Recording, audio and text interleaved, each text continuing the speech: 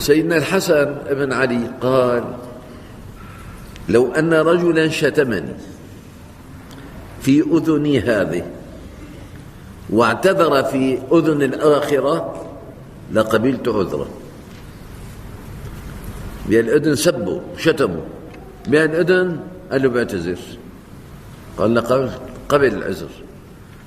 قبول العذر هذا يا أخواني واجب على المسلم، ما عم يعرف المسلم. صلى الله عليه وسلم قال: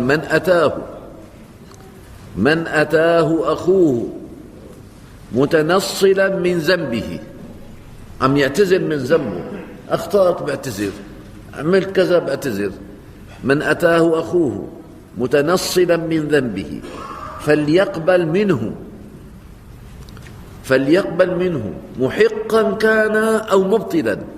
لو كان كذاب بدك تقبل منه، فليقبل منه محقا كان أو مبطلا، إلا يفعل لم يرد علي الحوض يوم القيامة.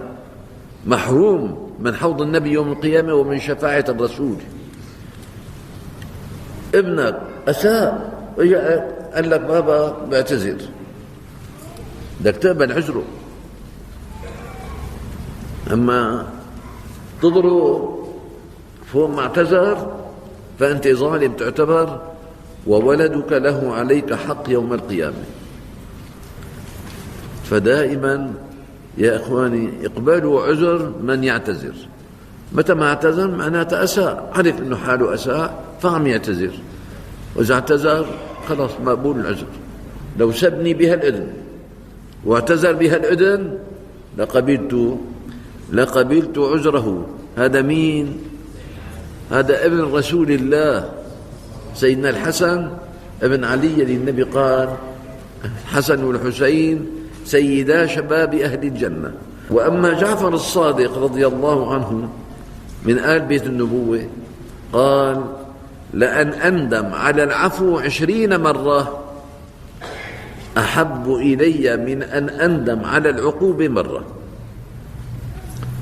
20 مرة خليني أندم على العفو، شلون تعفي هيك؟ خليني أندم على العفو ولا أندم على عقوبة مرة واحدة.